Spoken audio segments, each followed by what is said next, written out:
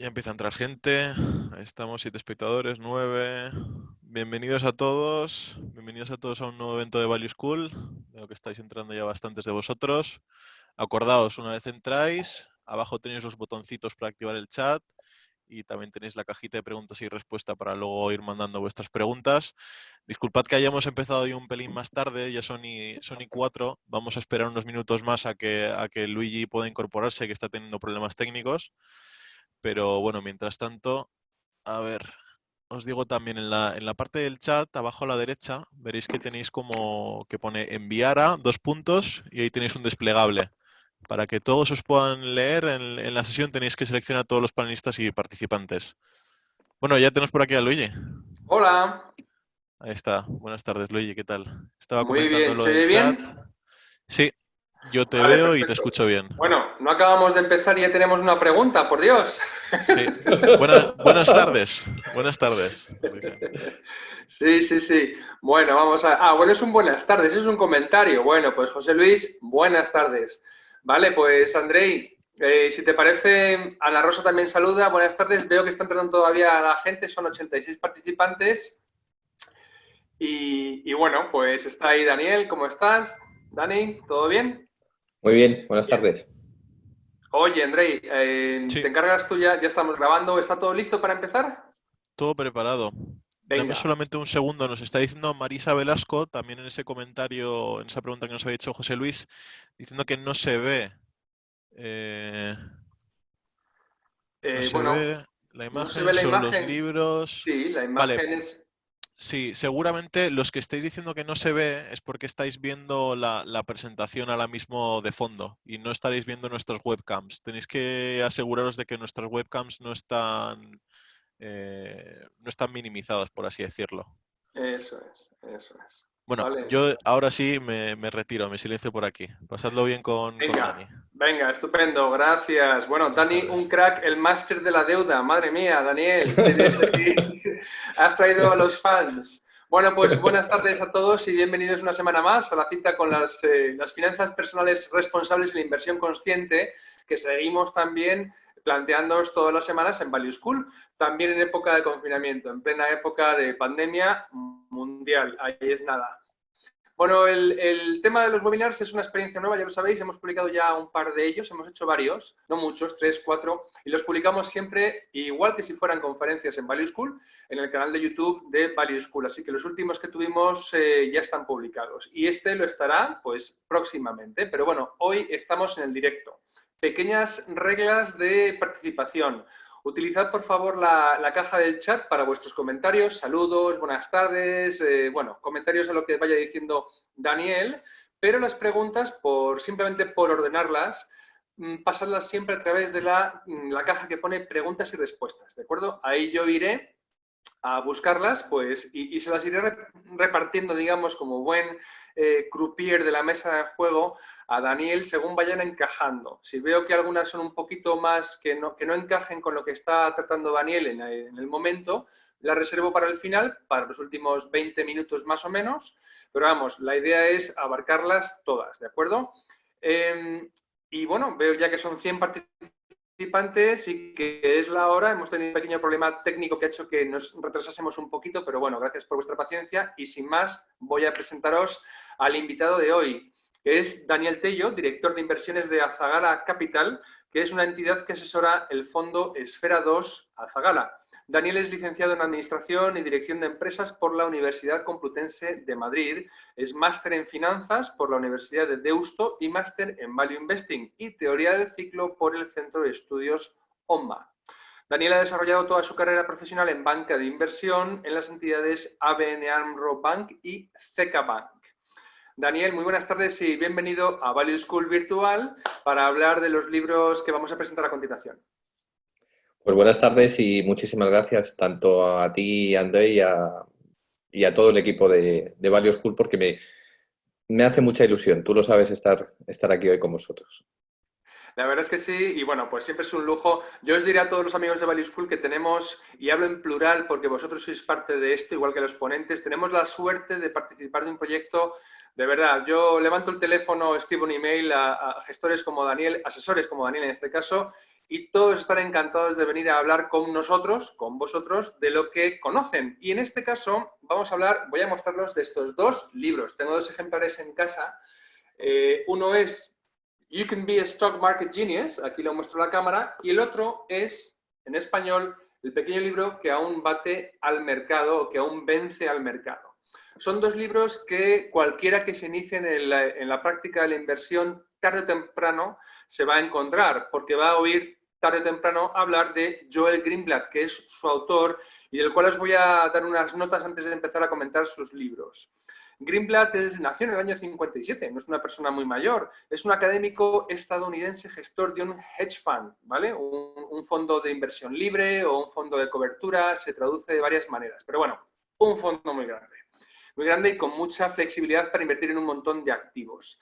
El fondo que se llama y que dirige junto con su compañero Robert Goldstein se llama Gotham Funds. Gotham como si fuera el Gotham de Batman, G-O-T-H-A-M, Gotham Funds. Además, Greenblatt es profesor adjunto de la Columbia University Graduate School of Business. Para que os hagáis una idea, en Estados Unidos el mundo de la enseñanza de una vez que ya, más allá de graduado, se llama graduate, ¿vale? El graduado es undergraduate y los que son ya de doctorado, máster, ya es graduate para arriba. Imaginaos lo que es ir a dar clase o a recibirla con Greenblatt, debe ser una pasada. Es autor de varios libros, pero los dos importantes son estos. Y diré de los cuales, bueno, pues desconozco, no sé, Daniel, ¿existe traducción en español del Genius? Yo no la he visto. Vale, bueno, pues si la conocéis a lo mejor la podéis poner en la cajita, ¿vale? El enlace a alguna traducción en español buena, pero desde luego este es quizá el más conocido de los dos, aunque este tiene mucha fama, ¿de acuerdo? Vamos a hablar de los dos hoy, ¿de acuerdo? Con lo cual, pues necesariamente rozaremos un poco la superficie de los libros, no podemos profundizar, pero es una recomendación de lectura tanto el uno como el otro. Bien, escribió 4 libros, estos dos son los más principales, los importantes, y luego tendréis en Amazon, veréis que está en 2 más.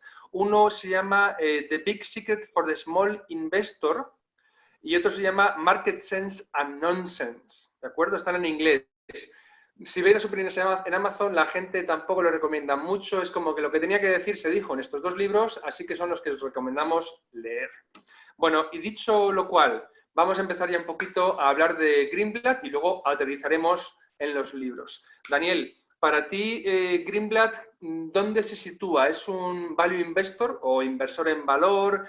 ¿Es más cuantitativo? Porque precisamente este libro va de una fórmula de números, de invertir en función de ciertos valores, de ciertos ratios, ¿no? o magnitudes que él explica muy bien. ¿O dirías que es un, no sé, un deep value investor, un inversor que busca gangas, precios por los suelos? ¿Cómo le clasificarías? Pues yo creo que está en los 3 sitios, porque sobre todo es un inversor muy completo, pero antes de, si me permites, antes de empezar a hablar de Greenblatt, me gusta empezar con esta frase porque tiene un significado muy especial. Una amiga común, Mónica Galán, me enseñó esta frase y creo que en semanas como estas, meses de confinamiento, pues adquiere un significado muy especial. Hay mucha gente, muchos amigos que lo han pasado mal estos días con familiares. Y realmente esto es lo importante, estar juntos. Como se puede observar en nuestros 3 amigos pingüinos que están rodeados de agua, peligros, pero realmente están juntos. Entonces, lo mejor para todos vuestros seres queridos y nada importante está en peligro, lo importante está a salvo. Y hablando de Greenblatt, pues como todo en la vida, es decir, no hay una única manera de invertir, no hay un único camino para llegar a destino. Entonces, lo importante es que ese camino encaje muy bien en tu filosofía o estés a gusto con ese estilo de inversión. Por ponerlo un poco en situación, tenemos a un lado la indexación, que es algo sencillo, es algo con lo que mucha gente se está iniciando en los últimos años y aunque sea algo sencillo, en general las personas nos enamoramos de los ganadores y no miramos nada más allá. La indexación es un ganador en los últimos años, es evidente por las rentabilidades y los retornos que ha hecho, pero hay que mirar más allá y hay que ver si realmente cuando no sea tan ganador estamos a gusto con ese tipo de inversión. Y al otro lado está la gestión activa y el deep value, es esa parte con la que algunos nos sentimos mucho más cómodos y que Greenblatt destaca sobremanera. Sus dos libros se sitúan, uno de ellos en gestión activa sencilla, intuitiva, con empresas de calidad, se podría resumir como comprar empresas mejores que la media a precios inferiores a la media, lo que haría un inversor en calidad.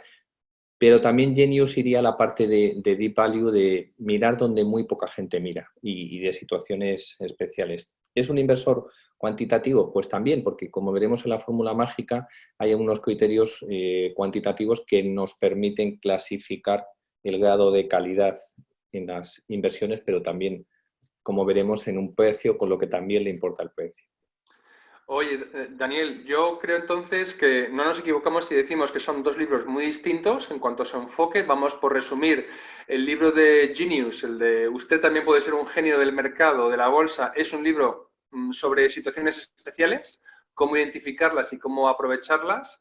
Y el otro libro es un libro, como tú has señalado bien, más cuantitativo. O sea, que yo creo que es un inversor que juega con distintas barajas, es decir, con la que más le convenga en el caso concreto, siempre desde el punto de vista de inversor en valor, es decir, mira mucho el precio, mira mucho la calidad, que vamos a ver lo que no es simplemente una cuestión de echar cuentas, como pudiera, digamos, desprenderse de un libro como el Azul, ¿no? El pequeño libro que aún vence al mercado.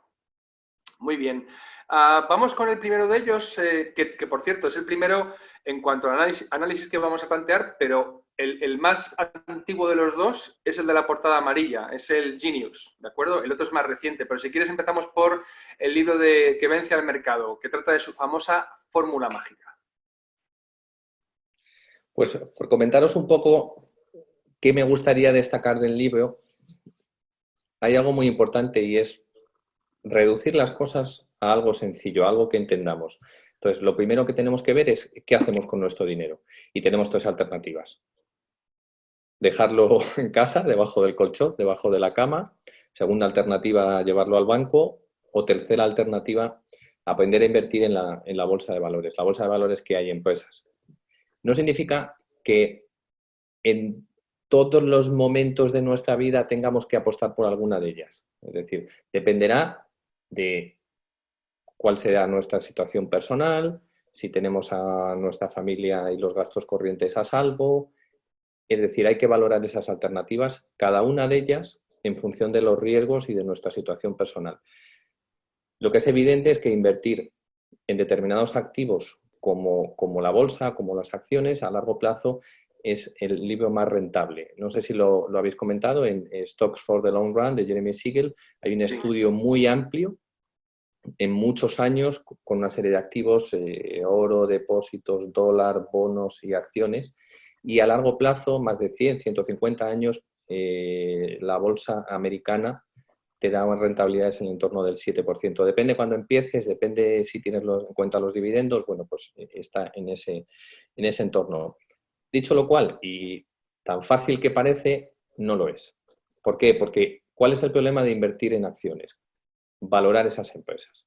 Una empresa es un ser vivo, una empresa es algo que está en constante cambio y en constante evolución, tiene muchísimos parámetros, muchísimas incertidumbres y es difícil valorar las empresas. A mí me gusta cómo inicia Greenblatt el libro porque creo que muchas veces en la sencillez está el verdadero conocimiento de las cosas e intenta explicarle a su hijo cómo valorar una empresa con un ejemplo de dos niños, su hijo y otro niño que en el colegio vende chicles y entonces utiliza un ejemplo muy sencillo. Y a mí me vuelve loco esta frase que tiene Greenblatt en el libro, que debe ser un referente para la gente que empieza. Es elegir acciones individuales al tuntún, porque te lo diga el taxista o porque te lo diga el cuñado o porque te lo diga otra persona que realmente no tiene una base detrás que te pueda demostrar que ha estudiado esa empresa o ese negocio, y hacer esa elección de esa empresa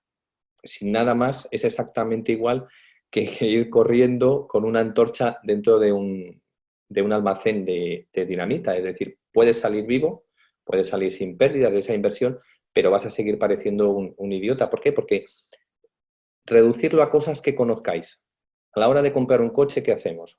Miramos diferentes opciones, miramos diferentes modelos, seleccionamos precios entre los diferentes concesionarios. Cuando compramos una casa, exactamente igual. No puede ser que cuando invertimos nuestro dinero, que cuesta muchísimo esfuerzo ganarlo y ahorrarlo, no miremos nada más que algo que leemos en algún sitio o un comentario de alguna persona. Muy bien.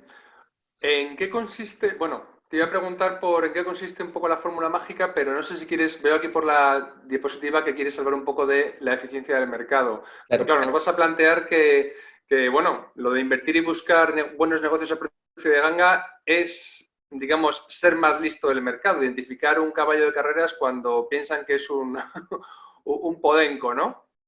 Es una cosa que se dice muy fácil, pero cuando te das cuenta cómo hay que hacerlo, no es tan fácil. Y como todo, cuando inicias en algo, lo primero son las reglas de juego. Y las reglas de juego es el mercado, cómo funciona el mercado. ¿Es el mercado eficiente?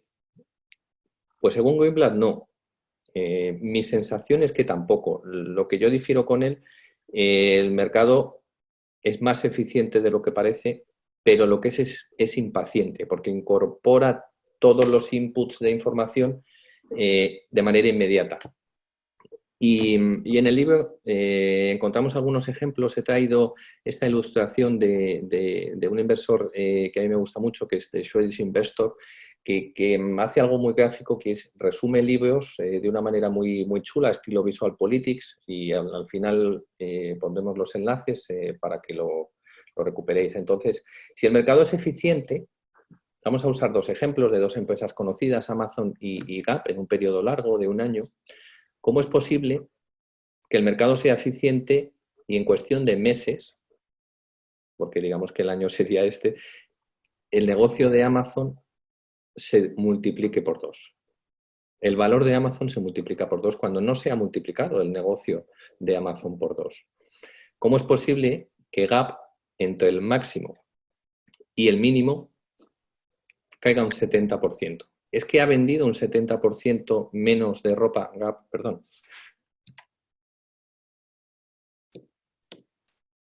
¿Es que Gap ha perdido aquí, en esta época del año, un 70% menos de ropa? No. Por eso hay que cuestionar que el mercado sea eficiente a corto plazo. Y Greenblatt, en las charlas que da en Columbia, como bien decías, suele empezar todos los años sus clases preguntando a sus alumnos por alguna acción en concreto, la que sea, y la grafican.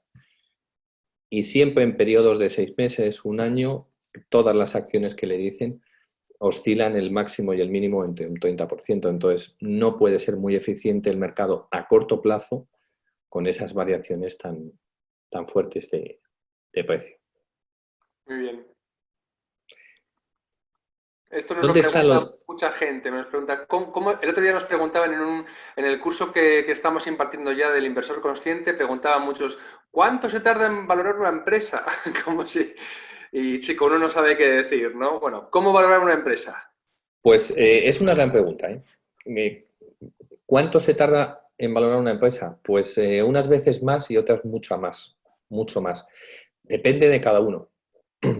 Yo puedo tener debilidad por las empresas financieras y las empresas financieras son bichos muy difíciles de analizar si no estás acostumbrado, con lo que una persona que empieza tardará mucho tiempo. Una persona que tiene mucho expertise en analizar empresas, pero es un sector que no conoce, también tardará mucho más tiempo. Entonces, una buena recomendación, una buena enseñanza que se extrae del libro es analizar cosas con las que tú te sientas cómodos y sean sencillas. ¿Qué es lo más sencillo de analizar? Un negocio muy sencillo. Una tienda o un inmueble. Podemos usar cualquiera de los dos ejemplos. ¿Y por qué nos interesa? Porque nos interesa muchas veces situarnos en esta franja. ¿Cuánto realmente dice el mercado que vale el negocio? Y como veis, es mucho más estable. Y una de las primeras métricas en las que nos introduce Greenblatt en el pequeño libro que menciona el mercado es valorar negocios por la capacidad que tienen para generar beneficios. Eso es fácil. Saber cuánto gana un negocio en un año es fácil, solo hay que ir a las cuentas anuales o ir a la cantidad de páginas donde analizan empresas, analizan la contabilidad y nos dan ese dato. Pero realmente hay que mirar alguna cosa más, como por ejemplo, cuánto dinero va a ganar el año siguiente, qué certeza tienes de que esas cifras que ha ganado este año podrán volver a producirse en los años posteriores. Y esa cifra de beneficio será sostenible en los próximos 5 o 10 años. Este año, con la situación que se ha originado por el coronavirus, es un buen ejemplo para comprobar que a medida que nos alargamos en el tiempo, la incertidumbre es mayor, porque no sabemos muy bien cómo va a impactar en determinados negocios el mes que viene, dentro de 3 meses. Si estáis muy habituados a seguir a las empresas, veréis que los guidance que había antes de marzo se han quitado todos y que ahora las empresas, según salen a presentar resultados, eliminan el guidance y te lo dicen claramente. En un acto de honestidad, no sabemos qué es lo que va a ocurrir en nuestro negocio. Y además tiene sentido porque no es muy normal que la mayoría de los negocios del mundo estén cerrados y no ingresen nada o ingresen una pequeña parte. Oye, Dani, ¿qué es esto del guidance que acabas de mencionar? Que es una palabra además en inglés. Sí, lo siento por las palabrejas en inglés y además, volviendo a lo que dijiste de Genius, si está traducido, yo creo que hay libros que no merecen la pena que se traduzcan porque se pierde esa riqueza que tienes algunas palabras en inglés. El guidance es la previsión de beneficios y de ventas de este año o de los años posteriores. Es una ayuda que da la empresa a los analistas, a los accionistas, a los inversores, para ayudarles a estimar un poco cómo va evolucionando el negocio, porque al final los que más información tienen de una empresa son los trabajadores, el management, el equipo directivo, y si el management es honesto y está capacitado, te ayuda mucho. También si te fijas en lo que hacen y no en lo que dicen, que eso es muy importante. Continuando con la valoración, llegamos a un punto del libro donde nos plantea 2 estructuras fijas para valorar negocios. Recapitulando, ¿qué tenemos? Pues tenemos, según Greenblatt, que una buena parte de las personas que invierten en acciones no invierten a largo plazo. Y eso es lo que provoca muchísima volatilidad y muchísima oscilación en los precios, que tiene mucho sentido invertir en empresas mejores que la media, pero a precios por debajo que la media, pero eso es difícil. Y para ayudarnos a tomar esa decisión, él recurre a 2 indicadores para valorar empresas y para valorar empresas baratas. ¿Cómo podemos saber que una empresa está barata? Comparando 2 empresas muy sencillas, 2 tiendas o 2 inmuebles. Una tiene un beneficio de $100.000 y otra tiene un beneficio de $50.000. Si eso lo llevamos a beneficios por acción y esta tiene $1 de beneficio por acción y cotiza $20, significa que está cotizando a un ratio que es Price to Earnings, PE, el famoso PER, 20. Significa que hasta dentro de 20 años no vamos a recuperar nuestra inversión. Y la comparamos con otra empresa que gana $100.000. Si lo analizamos en beneficios por acción, resulta que tiene $1 de beneficio por acción y está cotizando a $10. Por tanto, su price to earning es 10, la mitad. Tardaremos 10 años en recuperar nuestro dinero. Evidentemente, esta empresa es más barata que esta otra, sin entrar en ningún análisis adicional. Pero no solo se trata de comprar empresas por debajo de la media, sino que estén por encima de la media en cuanto a calidad, en cuanto a robustez de la calidad de su negocio. ¿Y cómo valoramos esto?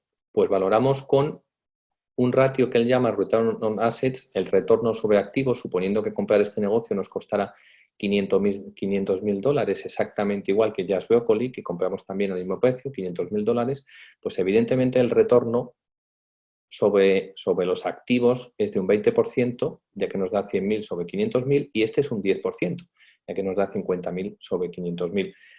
Si alguien se pierde, que lo lleve a algo sencillo, es decir, me ofrecen 2 inmuebles para invertir en ellos. Los 2 me cuestan lo mismo, 100.000 euros. Uno de ellos, después de pagar todos los gastos, comunidad, electricidad, me da un alquiler neto de 5.000 euros. Y el otro me da 10.000 euros. El retorno de 5.000 es mucho más bajo que el retorno de 10.000. Por tanto, elegiré siempre, según Greenblatt, la o las empresas más baratas por su capacidad de generar beneficios y aquellas empresas mejores. ¿Y cómo mido mejores? Por el retorno sobre los activos. Si algo no se entiende, tener la libertad de hacer preguntas y paramos y Luigi me las traslada. Por tanto, como os decía, el plan de Greenblatt, ¿dónde está? Comprar empresas buenas, mejores que la media, a precios bajos, por debajo de la media, y como eso es difícil identificar ese tipo de empresas, él nos da una guía de iniciación que llama la fórmula mágica. ¿Qué hace la fórmula mágica? La fórmula mágica ordena una serie de empresas, estas son del S&P, en función de lo baratas que están, acordados del ratio price to earning, ¿vale? Aquí aparecen sospechosos habituales como Apple, como Gap, que ya lo hemos visto, Facebook, Netflix o Tesla. Bueno, pues aquí tenemos General Motors, que es la más barata según su price to earnings, y Gap, que la hemos visto antes, estaría en el número 2. Y a eso añade esa misma categorización, pero con su retorno sobre activos. ¿Cuál es la empresa que mejor retorno sobre activos? Pues Facebook. La segunda mejor, Apple. Y combinando esas dos cosas, las ordena. Aquella empresa que tenga el mejor equilibrio entre calidad, ROA, y baratura, price to earning, la pone en primer lugar y lo va ordenando. Oye, Dani, una preguntita que se estarán planteando los oyentes. ¿De dónde se extrae esta información?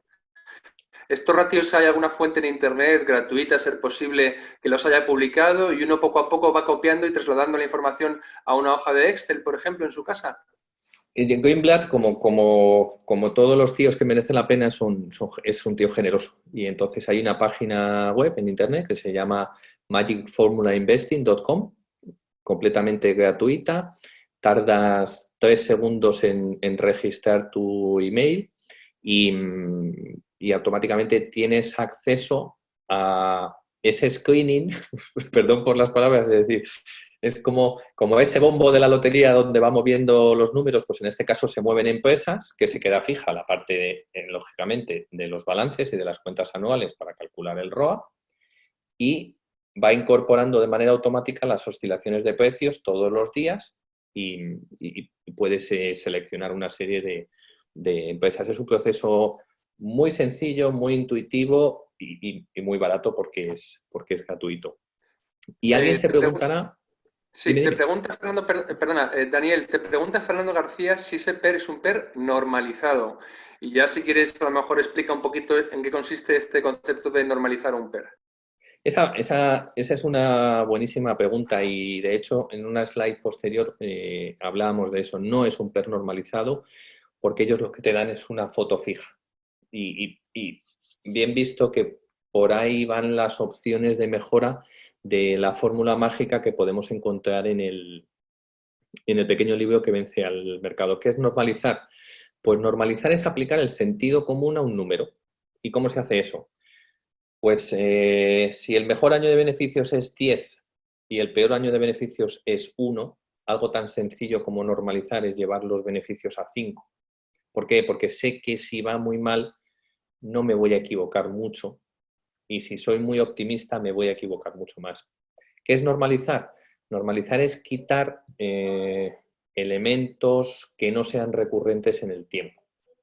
Si el año pasado una empresa ha tenido un beneficio extraordinario porque ha vendido una sociedad o porque ha habido un incremento salvaje en las órdenes, como por ejemplo, actualmente en los últimos meses, empresas de videojuegos que tienen incrementos de ventas salvajes, la manera más sensata de normalizar algo es no tener en cuenta eso y irte al año anterior, es decir, a un ejercicio que sea lo más realista de lo que puede ser el futuro. Mira, esto ha suscitado bastantes preguntas que te voy a ir lanzando porque bueno, vienen al caso. También Fernando pregunta una puntualización, dice que si el ROA es el del último año o una media. El ROA es el del último año y siempre hay que ir a los annual reports. ¿Qué ocurre? Que esto es una guía de iniciación, este libro es una guía de iniciación para aprender a invertir de una manera que tiene sentido, pero no debe ser un dogma de fe. Es decir, yo puedo tener unos criterios, Luigi puede tener otros criterios y tú puedes tener otros criterios. Eso es lo bueno de haber fijado el suelo sobre el que te vas a mover o los cimientos sobre los que vas a edificar tu cartera de valores. Yo no soy partidario del ROA, yo no soy partidario de hacer medias. Soy partidario de hacer cosas que tienen sentido.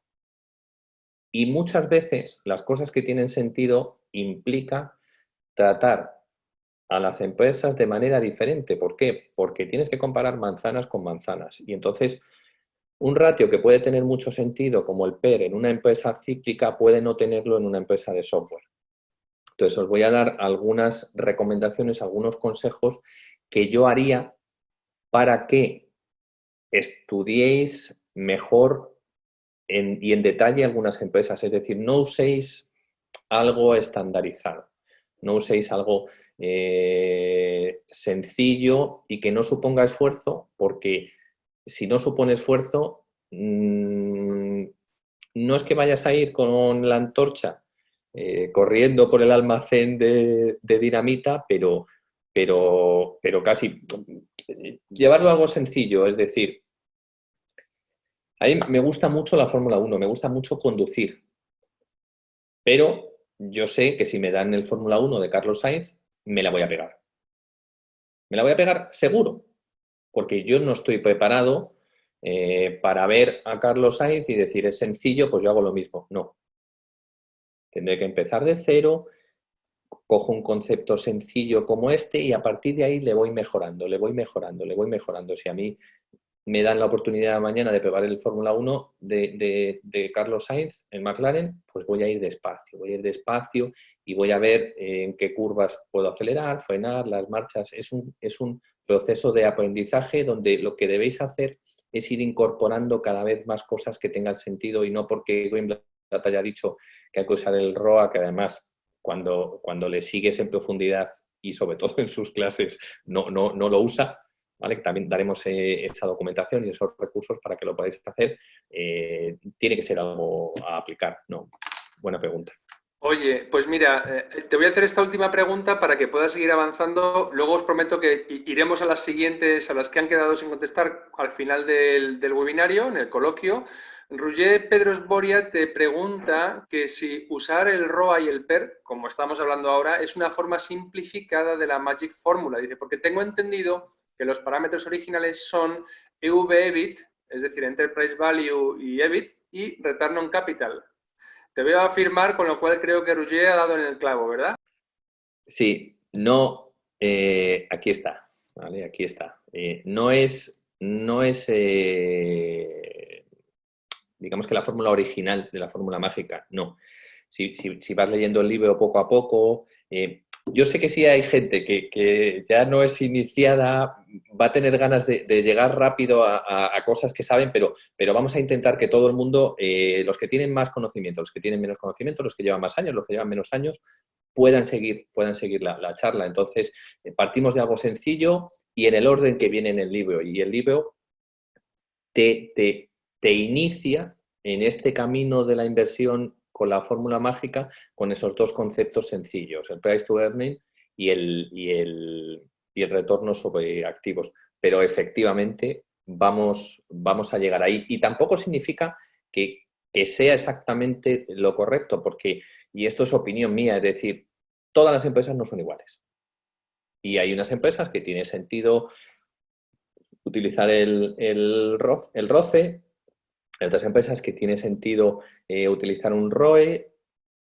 Hasta que no conozcáis una empresa, multitud de empresas y multitud de sectores, no vais a responder a esa pregunta. Veo que Luigi se nos ha caído. Bueno, yo continúo. ¿Qué ocurre con la fórmula mágica durante 17 años de estudio, el periodo 88 hasta 2004, aunque luego en el libro al final del todo viene hasta 2009? Pues que claramente fue una estrategia ganadora.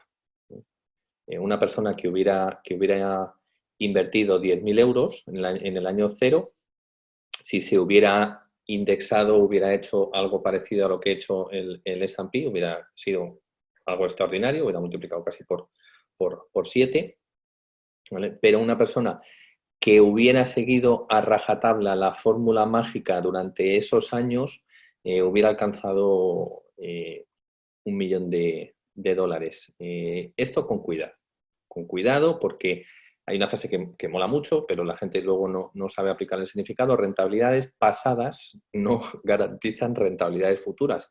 Y posiblemente mitad de 80 hasta 90 y algo, fue un periodo estupendo para invertir casi en cualquier cosa.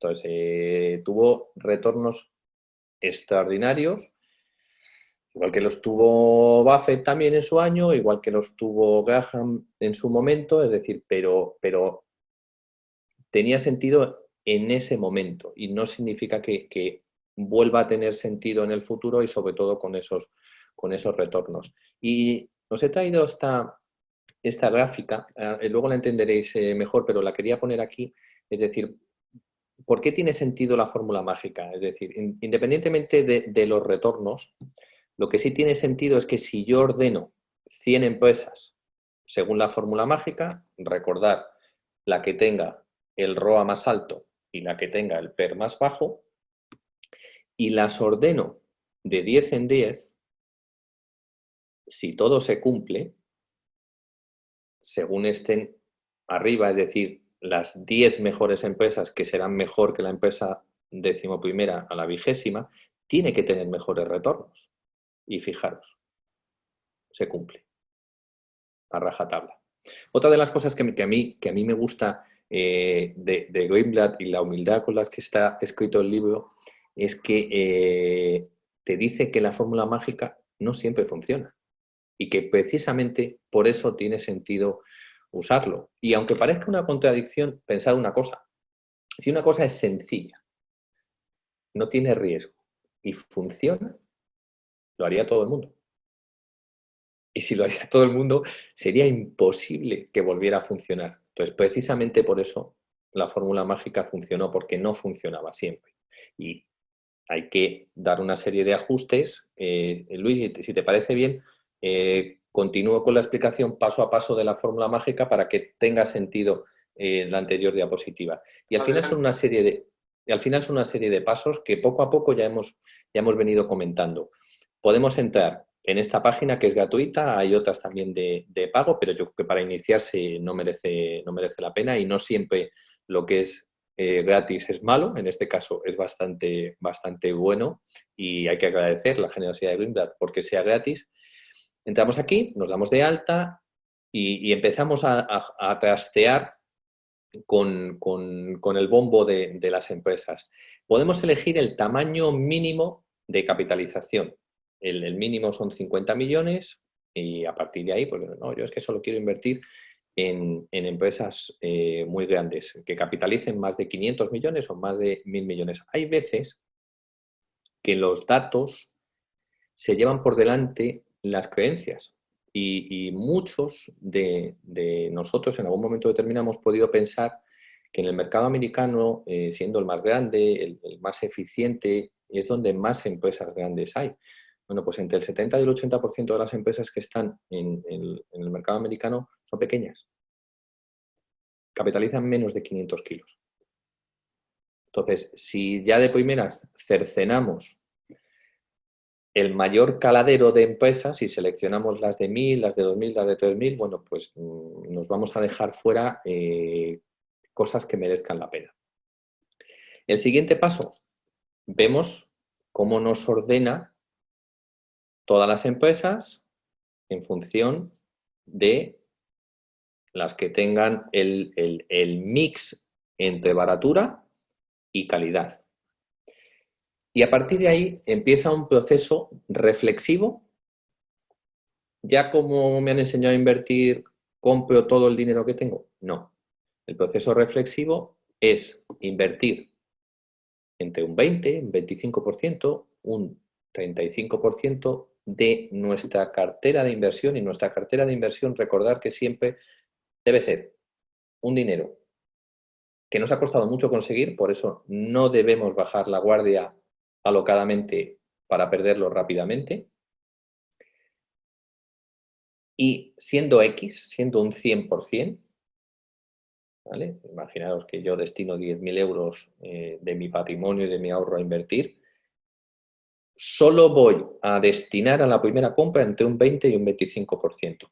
Y ojo, siempre y cuando esos 10.000 euros no los vaya a necesitar en condiciones normales, salvo causas de fuerza mayor, durante 2, 3, 4 o 5 años. Ese es uno de los hitos que nos va a separar de la mayoría de la gente que invierte en mercado. Nosotros podemos esperar varios años a que se cristalice, a que se vea el valor de nuestras inversiones. ¿Y en cuántas empresas? Y aquí Greenblatt pues le sale esa diatriba entre inversor en valor y deep value, es decir, él te dice que unas 30 compañías, de manera que si invertimos un 25% durante un año y son 30 valores, pues sabéis que en función del calendario, pues iremos incorporando 7, 8 acciones hasta tener una cartera de unos 30 valores. Aquí me gustaría hacer un inciso. En el siguiente libro, en el que a mí personalmente más me gusta, en Genius, él recomienda la concentración. ¿Qué es concentrar? No tener toda tu cartera en un número muy grande de acciones. Recordar que hablábamos si es el mercado eficiente. Bueno, pues no solo el mercado no es eficiente siempre, sino que hay una serie de creencias que no tienen ningún sentido, ni ninguna explicación. Y es, a partir de un número determinado de empresas, la diversificación ya no es efectiva. No por tener 357 empresas en tu cartera, estás mucho más diversificado que si tienes 6, 8 o 10 valores. Y a alguien le sorprende esto que estoy contando, y me parece normal, porque lo que debéis hacer es cuestionar absolutamente todo lo que yo diga y comprobar si realmente eso es así.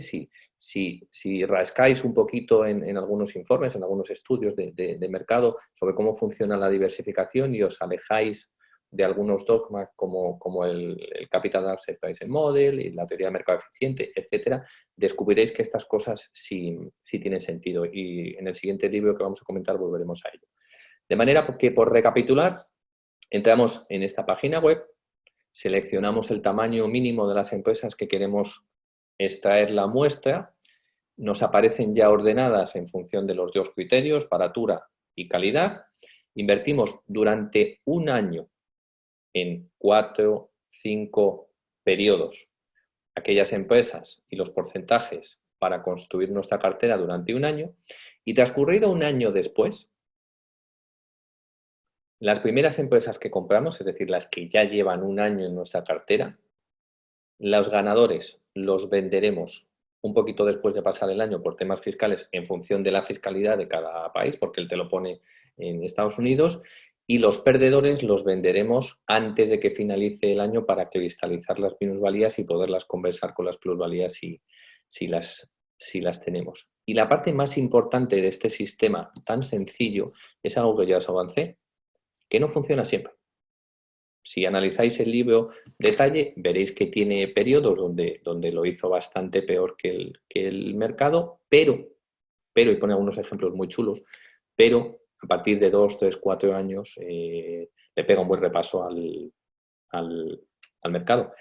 Y a grosso modo, así es como me gustaría resumir la fórmula mágica y cómo funciona, la fórmula según el libro de Greenblatt. Pero salvo si hay alguna pregunta, me gustaría dar una serie de recomendaciones que no están tan claras en el libro, que no vienen en el libro, o que a mí sí me gusta, para que una vez que tengáis los cimientos, que es el camino correcto, que así es como se debe invertir, podáis construir algo más robusto y más estable, porque no es tan sencillo como puede parecer cuando lees el libro.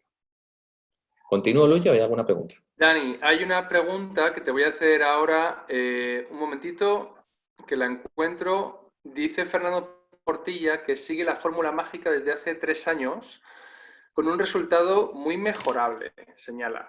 El tamaño de las empresas que he escogido, dice Fernando, es el de las más pequeñas, más de 50 millones de dólares.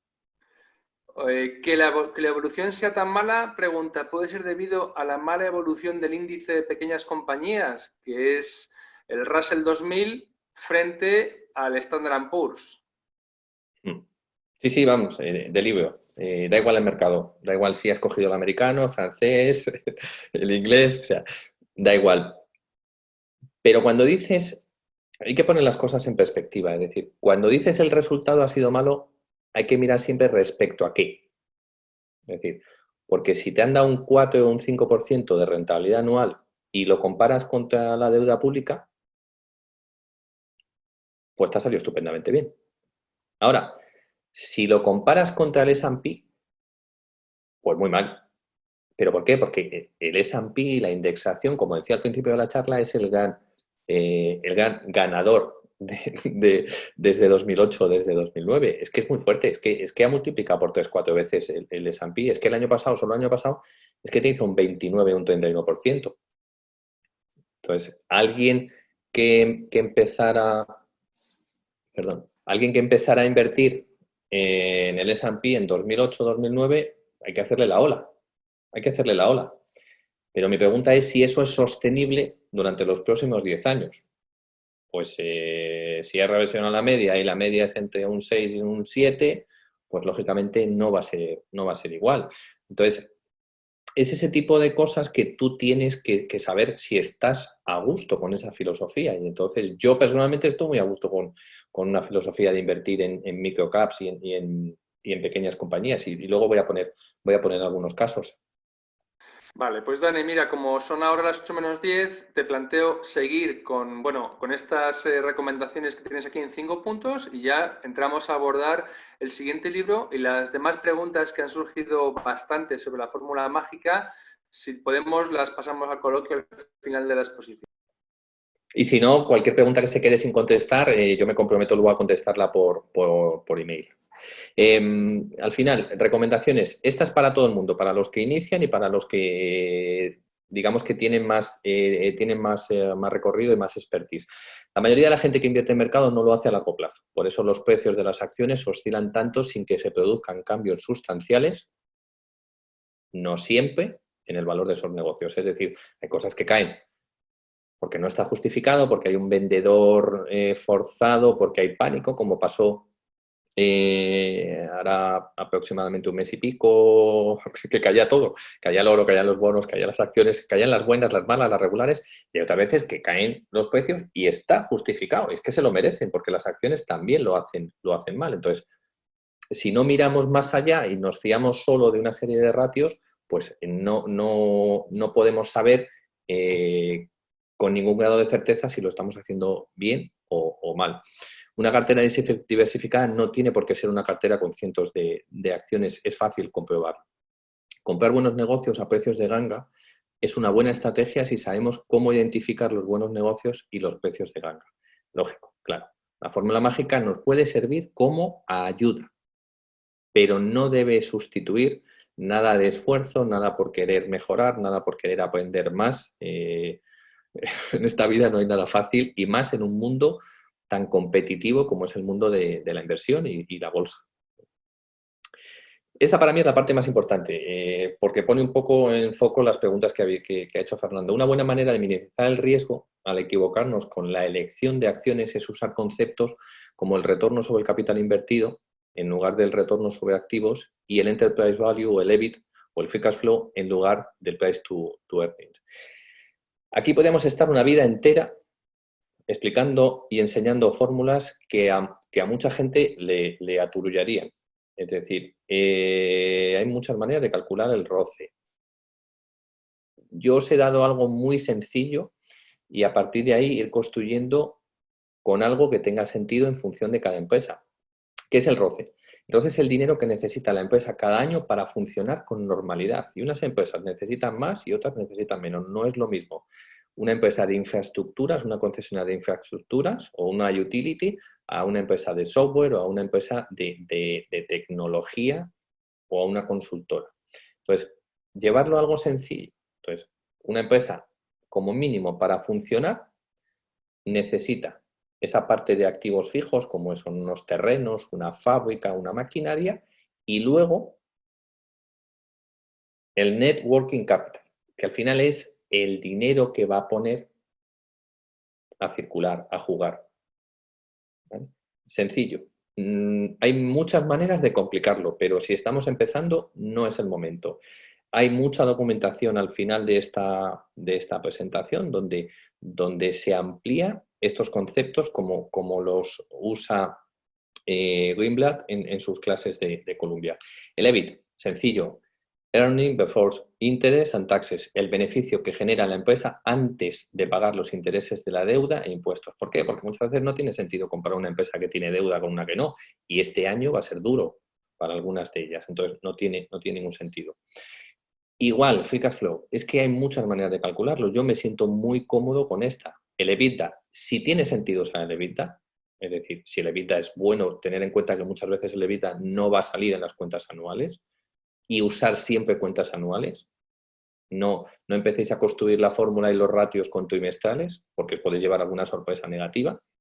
EBITDA menos CAPEX de mantenimiento, es decir, cuánto dinero necesita la empresa para funcionar tranquilamente. No estoy comprando nuevas fábricas, estoy ampliando capacidad. No, CAPEX de mantenimiento. Y esa información cuesta encontrarla. Pero si le dedicáis tiempo, la sacáis o se la preguntáis al management, porque no está en los ratios normalmente. Working capital, menos gastos financieros, menos impuestos. ¿Vale? Y normalizar, como bien apuntabais vosotros. Normalizar las cifras nos debe ayudar a encontrar mejores valores, porque nos quitamos one-off, nos quitamos cosas puntuales y al final, ¿cómo se normaliza? Pues con sentido común. Os ponéis a estudiar Amadeus. Para mí normalizar cualquier ratio, el EBIT, free cash flow, beneficio, me da igual el que queráis. Pues yo no sé el tiempo que va a estar Amadeus sin facturar o facturando mucho menos, pero en condiciones normales, cuando esto pase y pasará, lo normal es que vuelvan las cifras de 2018, 2019. Pues 2018 te hizo 1000 y pico kilos y 2019 te ha hecho 1100 y pico. Bueno, pues es una buena manera de normalizar las cosas, sentido común. Y la más importante, revisar las clases de Greenblatt en la Universidad de Columbia. Lo malo, que son 392 folios, si no recuerdo mal. Pero no recuerdo una época mejor para aprender donde haya tal cantidad de información, gente tan generosa, aportando documentación chula y gratis. Qué bueno, pues fenomenal. Vamos, Vamos fatal de tiempo, ¿no? No pasa nada. Bueno, no pasa nada. La gente aquí nos gusta todo mucho lo que nos comentas y seguiremos. No te preocupes, te iba a decir que si empezamos ya con el segundo libro, pero veo que aquí tienes una especie de hoja de recursos, ¿verdad? Comento, sí. comento dos cierto, cosas. quiero decir a los amigos que están siguiendo el webinario que pondremos la presentación a su disposición, es decir, la publicaremos cuando publiquemos el vídeo, ¿vale? Se podrá descargar también desde Value School para que esté todo, que todo el mundo, que nadie se lleve las manos a la cabeza, vamos, que no pasa nada, que tendrán la información. Dime, antes de pasar a Genius, ¿cómo Sí, quieres rematar? antes de pasar a mi libro favorito, dos cosas que yo creo que merece la pena destacar porque hay gente generosa que se ha tomado la molestia de dedicarle horas a esto y lo ha puesto para que los demás lo compartan. Esto está en Seeking Alpha, que es una página de pago, pero hay veces que se pueden sacar los informes y esta es una fórmula mágica del IBEX en 2018 y además hecho por un compañero del máster. Y aquí veis cosas ya, pues ya veis cómo él ha usado el ROCE, ha usado el EV-GIL, y es decir, y mucha de la documentación la ha cogido de la web de Financial Times. Entonces, este ya es un punto de mejora. Y a partir de aquí yo ya os dejo que vosotros decidáis si esto tiene sentido o si no, pero comentaros dos cosas. Según este informe, la empresa que había que comprar de una manera más recomendable es IAG. IAG, hablar ahora de ella sería ventajista, pero no lo voy a hacer. Vamos a coger 2019 de enero a diciembre, sin que se le vea afectar el coronavirus. Pues es una empresa que prácticamente ha estado flat. Tuvo una caída, luego subió, pero no nos hubiera dado un retorno extraordinario. Y una de las que están aquí al final, está Celnex, que es un empresón, y está Ferrovial. Ferrovial, no sé cuánto hizo, pero diría que es una de las empresas que más subió en 2019 si hubiéramos comprado el 1 de enero y hubiéramos vendido el 31 de diciembre. Entonces, hay que mirar las cosas, hay que entender el porqué de las cosas, pero no hay que seguirlas ciegamente. Y este informe merece la pena leerlo porque tiene cosas chulas. Y hay otro informe que nos lo comentó David Núñez Longueira en Twitter, que viene a poner algunas cosas que hemos comentado sobre si los retornos del libro eran ciertos, no eran ciertos, exactos. Bueno, pues él aporta información muy, muy chula. Este es su Twitter sobre otro estudio de James Montier. Bueno, pues aquí hay una serie de conclusiones que generosamente David nos las ha resumido y información muy buena y muy generosa. Entonces, me gustaba destacarlo también en la presentación porque hay gente muy buena en Twitter y hay gente muy generosa y al final cuantas más opiniones, cuantos más puntos de vista, cuantos más estudios, pues mejores inversores seréis. Y mi libro favorito, uno de mis libros favoritos, You Can Be a Stock Market Genius. Oye, te voy a preguntar por qué, porque no eres el único. Yo, fíjate, me había leído La Fórmula Mágica, el libro azul, antes de empezar el webinar. Bueno, me lo leí hace ya mucho, ¿no? Pero este lo conocía, pero digo, bueno, es antiguo, es del año 96, me parece, por ahí. Digo, bueno, pues lo que tiene que decir Greenblatt ya lo habrá dicho en el libro más reciente. Y luego buceando en foros de internet y y escuchando a inversores, resulta que este parece ser el mejor de los dos, o es el que más gusta a inversores avezados como puede ser tú, y me sorprendió que también fuese tu caso. ¿Por qué te gusta más el libro You Can Be a Stock Market Genius? Que diré que el autor se arrepiente públicamente de su título, porque dice que el título en inglés es como que usted puede ser también un genio de la bolsa. Suena mucho a los anuncios de las 4 de la madrugada en la televisión, ¿no? A teletienda. Y que mucha gente, sin embargo, por eso, pues no se ha acercado al libro y no se ha molestado en leerlo. Así que él se arrepiente de aquel título tan publicitario, pero el contenido parece ser que es extraordinario. ¿Por qué? Porque no tiene nada que ver el título, efectivamente, con el contenido del libro. Yo tengo debilidad por las cosas raras, por las cosas donde la gente no mira. Entonces, y además tiene mucho sentido, es decir, porque él además te lo razona porque durante el tiempo que él estuvo haciendo situaciones especiales, pues sacó un 50% anualizado. Pues tiene sentido. Es decir, si la gente no lo mira, no está bien valorado. Si la gente no lo mira y no está bien valorado, lo normal es que se quite esas acciones de encima súper rápido. Pero a mí hay una cosa de él que me vuelve loco y por eso es uno de mis autores favoritos, es por cómo tiene la mente de limpia y de abierta cuando va a analizar una tesis de inversión o cuando mira una empresa. Entonces no se asusta por la deuda. Hay una serie de dogmas que a mí no me gustan, es siempre y en todas las circunstancias la deuda es mala. Pues no, pues depende. Unas veces es buena, otras es regular, otras es mala, unas veces te pone la soga al cuello y otras te salva la vida. Entonces, este es ese tipo de inversores completos donde no les importa remangarse y estudiar cosas con deuda y cosas complejas, ¿vale? Porque hay otro dogma de decir, no, esto es muy complejo, al cajón de las cosas complejas. Pues hay que mirarlo. Vamos a mirarlo y después de mirarlo decidiremos si es invertible o no invertible, muy complejo o no. Y él lo hace. De hecho, el ejemplo que he traído es de una spin-off muy compleja. Entonces, él al final pues te da ese tipo de consejos y de guía a la hora de, si eres ese tipo de inversor que te gusta y te sientes cómodo haciendo cosas con las que la mayoría de la gente no se siente cómoda. Y a mí me hace mucha gracia porque al final, joder, en un libro de inversión, ¿cómo puedes poner cosas de un fontanero o de un electricista? Y es que es verdad, es decir, él cuenta que va un tío a su casa, o esto lo he cogido de Swedish Investor, que además lo hace muy bien.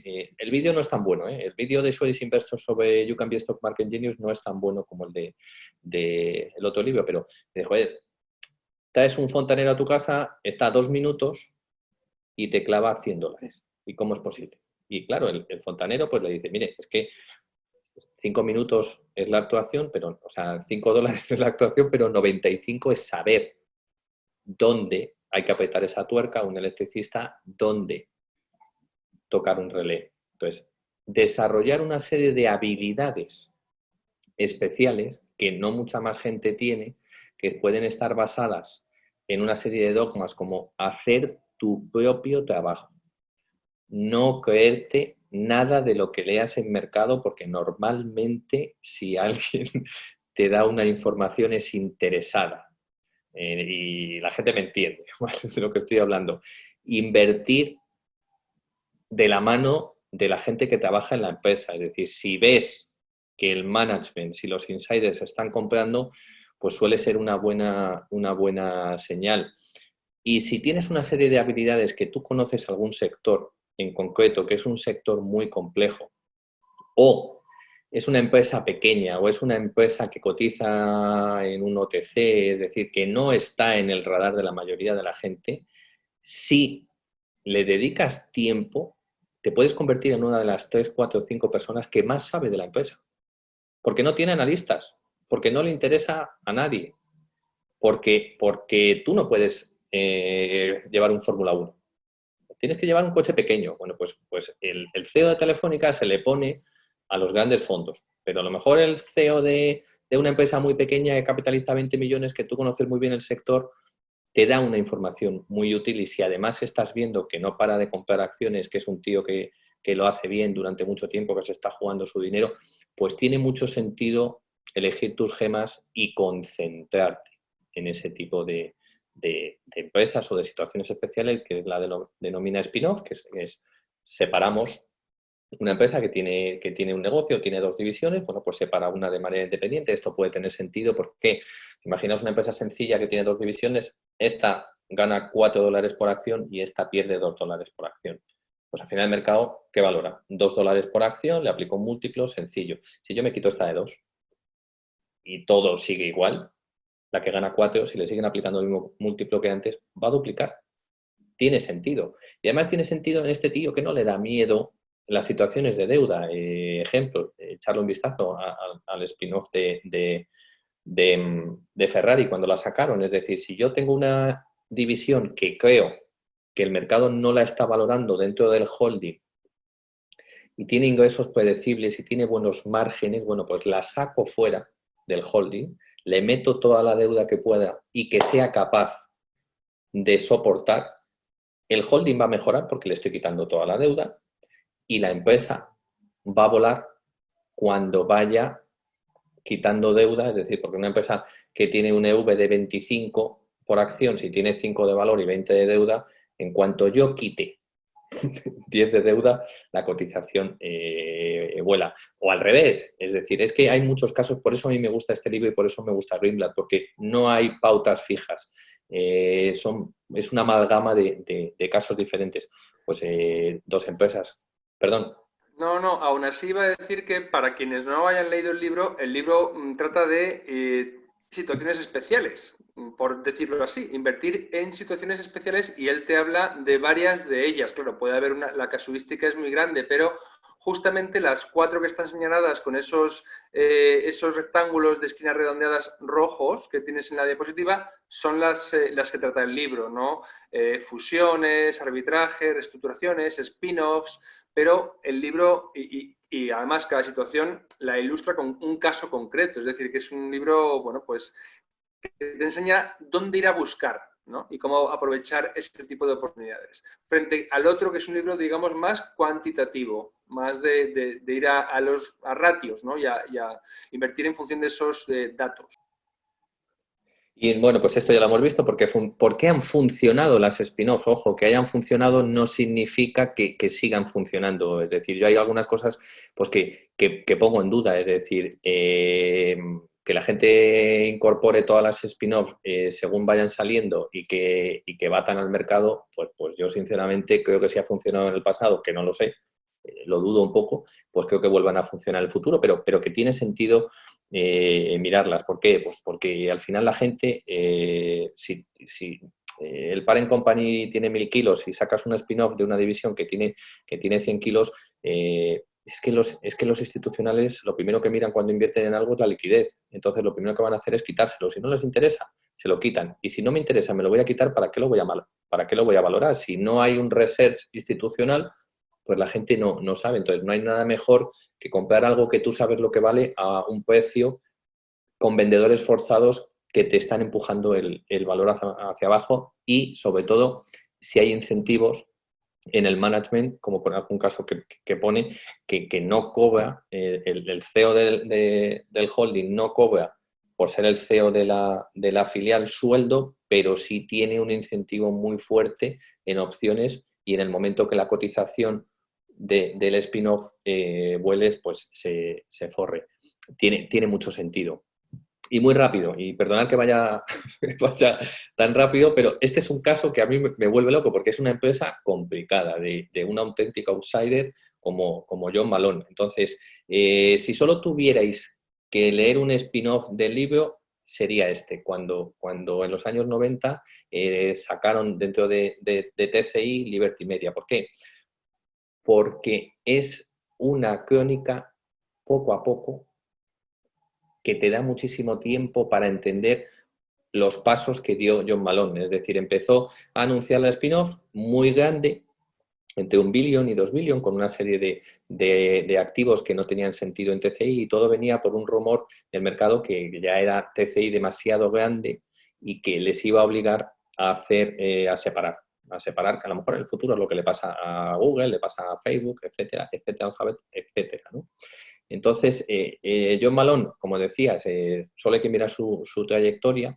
¿Qué ocurre? Le fue dando la vuelta al spin-off, es decir, de 1 o 2 billón, acabó haciéndola de 600 kilos, con lo que ya mucha gente perdió el interés en ella.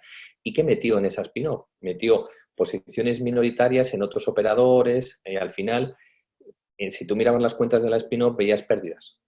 ¿Por qué? Porque no consolidaban ese tipo de inversiones, y entonces tenía mucho menos ingresos de los que tenía, o bien porque en la contabilidad tenía mucho depreciación y amortización e incurría en pérdidas. Es decir, la gente, si no la miraba bien, no sabía valorarlo.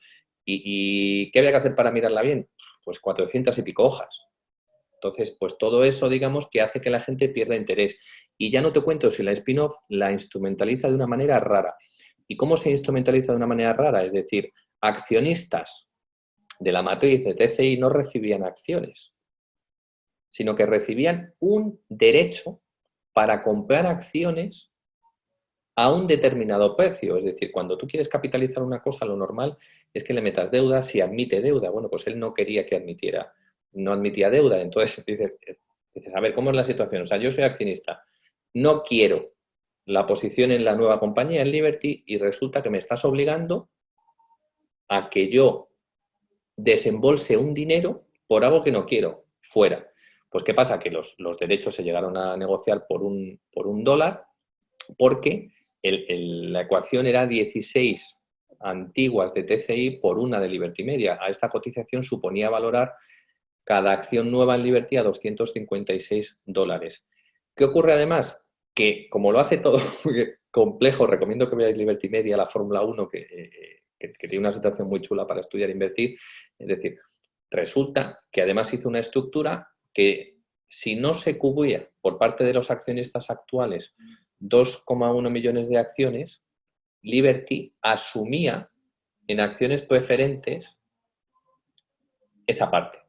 Con lo que al final, cuanto menos importe acudieran los accionistas, más importe en porcentaje se quedaban los que sí iban a acudir, entre ellos el management, porque además el management estaba muy incentivado para tener opciones al mismo precio que salía el spin-off. Con lo que, por resumiros, bueno, pues él invirtió 42 millones y en muy poquito tiempo, en 2 años, fueron 600 kilos. Y hoy en día es un mastodonte. Así que, por acabar, esta frase de Greenblatt, que me parece muy buena, es decir, people have to make up their own minds. You can get in trouble convincing them to get into things. Es decir, no tenéis que hacer nada de lo que yo he dicho, es decir, porque lo haya dicho yo, sino que mirar las cosas.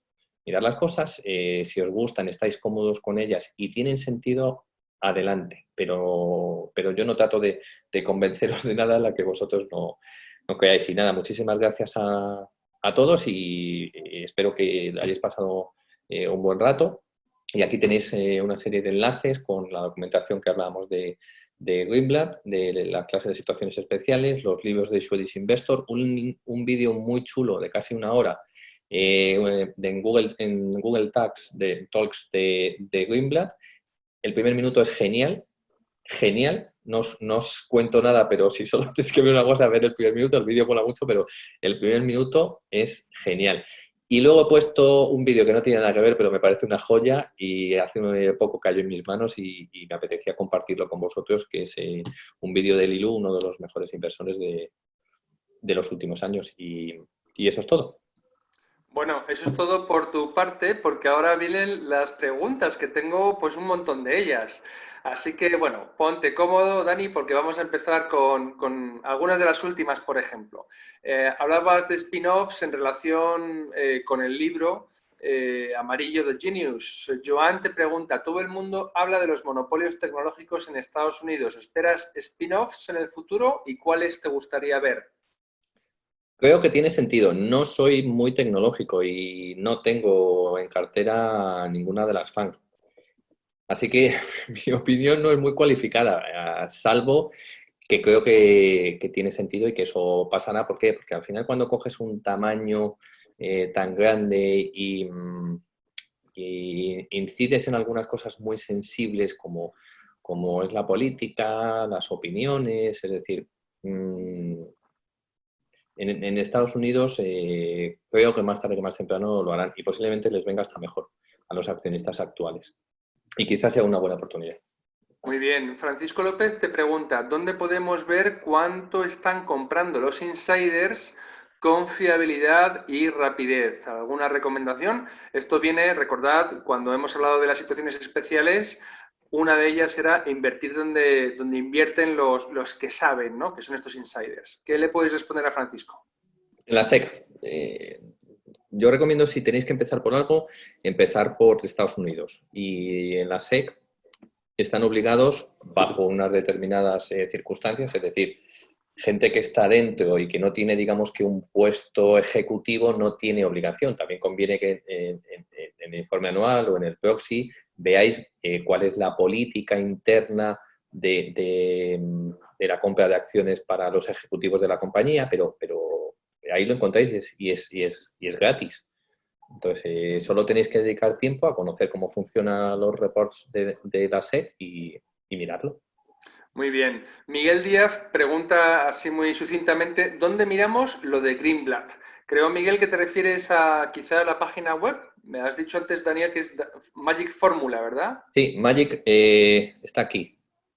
magicformula.com. magicformulainvesting.com. Eso es, Magic Formula Investing, ahí y en los libros, evidentemente. Vale, y ya vamos a empezar con preguntas que quedaron antes cuando veíamos la fórmula mágica, ¿vale, Dani? Te paso algunas. Ignacio Payares nos preguntaba cómo tienen en cuenta el ratio de apalancamiento de la empresa. La deuda, ¿qué protagonismo tiene sobre la fórmula mágica del Greenblatt? Son las dos preguntas de Ignacio. Ninguna. En la fórmula mágica es una de las cosas que no vas a ver. Lo tienes que adaptar tú. Es decir, es un buen momento para pensar esas cosas. Es decir, imaginar una empresa que lleva un mes cerrado y va a estar 2 meses cerrado. Imaginar Adidas, que es una empresa buenísima, y el castañazo que tienen las cuentas por no poder abrir. Pues como es una situación muy, muy especial, pues solo tiene 3 maneras de taparlas. Si tuviera caja, con la caja, ampliando capital o endeudándose. Y todo eso ha ocurrido en el transcurso de 2020. Si tú te vas a analizar los ratios, es con el Annual Report de 31 de diciembre de 2019. Ahí no va a venir nada de eso. Muy bien, muy bien. Pablo Calahorro Jiménez te pregunta, ¿y qué hay de la deuda y la liquidez? Si el precio y el retorno son buenos, pero la deuda es muy alta. Pues es una gran pregunta. Quien quiera peces se tiene que meter al río. Entonces, lo puse a posta. Ese caso, que es un caso real de Greenblatt, una empresa que tiene una valoración por acción de 30 y tiene 5 de market cap y 25 de deuda. Un consejo: mirar el vencimiento de la deuda. Si la deuda le vence este año, lo van a pasar fatal. Si la deuda le vence dentro de 3, 4 o 5 años, tiene tiempo de sobra. Segundo, si la empresa tiene un año de disrupción, vamos a ver cómo de resiliente es su capacidad para generar dinero. Si es una empresa que el año pasado generó 200, 300 y resulta que solo de intereses este año tiene que pagar 100, pues no tiene sentido. Porque ni va a facturar 200 y veremos lo que tarde en facturar. Y los intereses de la deuda se pagan, que están arriba.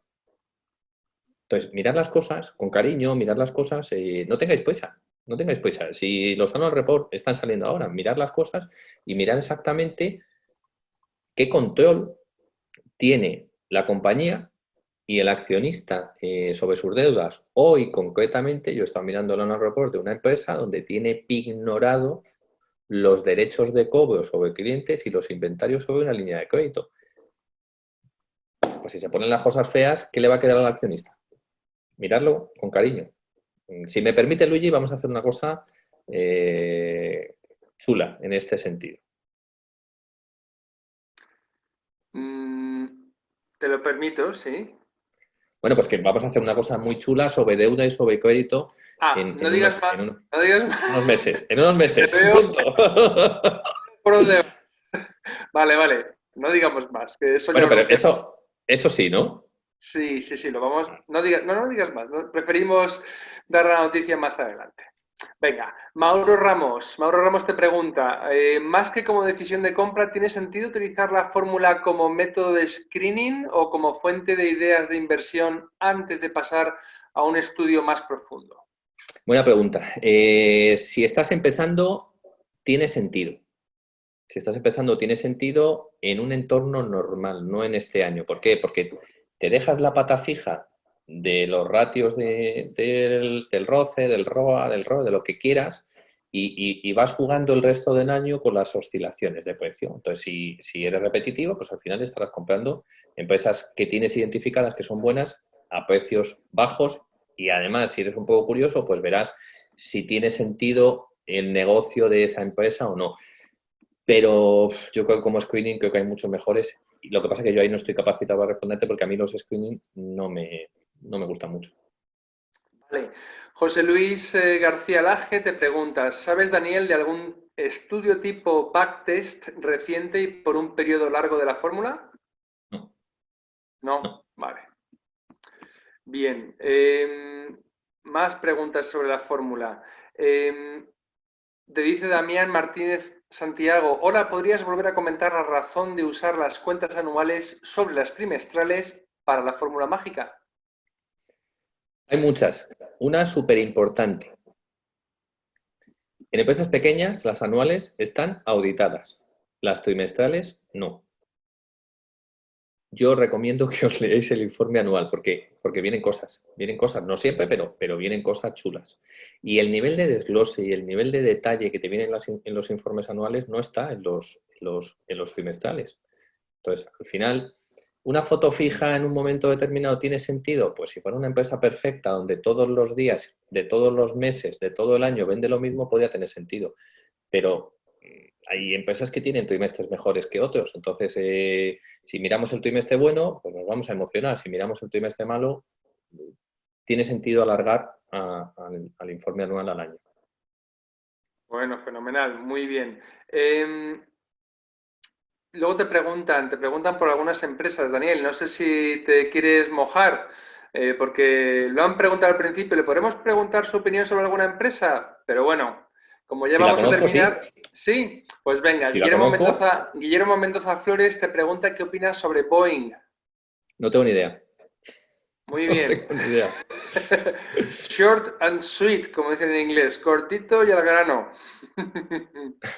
Hay otra pregunta sobre empresas. Espérate un poquito que te lo diga así. Dice, bueno, aquí en el chat de comentarios dice, ¿podrías dar más detalles sobre el caso que has comentado de IAG? Es un estudio que hizo un compañero del máster y que está publicado en Seeking Alpha. Entonces, ¿por qué IAG está en el primer lugar de la fórmula mágica cuando él lo hizo sobre el IBEX 35? Porque es la empresa que el cómputo de la baratura, medida como la mide él con esta fórmula, ¿vale? Es decir, él te está calculando al precio al que se pudo comprar en el estudio qué rentabilidad te daría. Mayor rentabilidad, pues más barata. Y respecto a la calidad, que lo calcula como NOPAT, dividido entre capital empleado, que es que hay muchos caminos para llegar a lo mismo. Yo no quería entrar en este tipo de cosas porque al final despistamos a la gente, pero quedaros que esta es la de calidad y esta es la de baratura. Bueno, pues IAG, que no sé dónde está ahora, la tenía por aquí está, arriba, ¿vale? Pues es la que mejores ratios conjuntos tenía en el momento en el que hizo el análisis. ¿IAG es una buena compañía? Sí. ¿En el momento en el que se hizo el análisis estaba barata? Sí. ¿Que esos dos parámetros de la manera que lo calculó él te auguraran un buen futuro? Pues no. No hay cosa más ventajista que mirar las cosas a toro pasado, y es que IAG estuvo plana. Si tú hubieras sido constante y todos los meses o todas las semanas hubieras replicado la fórmula mágica con IAG, pues llegará un momento que la hubieras copiado. ¿Te hubiera salido bien? Te hubiera salido muy bien. Te voy a hacer la última pregunta ya para no llegar a la hora y media o para no excederla. Es una pregunta que entró al principio de todo. Retirarse joven, preguntaba, bueno, daba las gracias a Value School y a ti por el esfuerzo y por la presentación, y dice, ¿crees que la valoración de empresas por uno mismo es realista con un trabajo a tiempo completo? Él comenta que analizar requiere muchísimo tiempo y dedicación, incluso siendo profesional. Y te pregunta, en segundo lugar, ¿es ahí quizás donde la gestión pasiva o en un fondo de inversión cobra importancia? Sí, sí, sí. Analizar empresas es muy duro. Es muy duro porque la gente, porque es un proceso que no acaba nunca. No acaba nunca. Nunca tienes suficientes horas para analizar Y si te gusta y es una pasión, como es mi caso, nunca acabas. Si estás trabajando en otra cosa, es muy duro.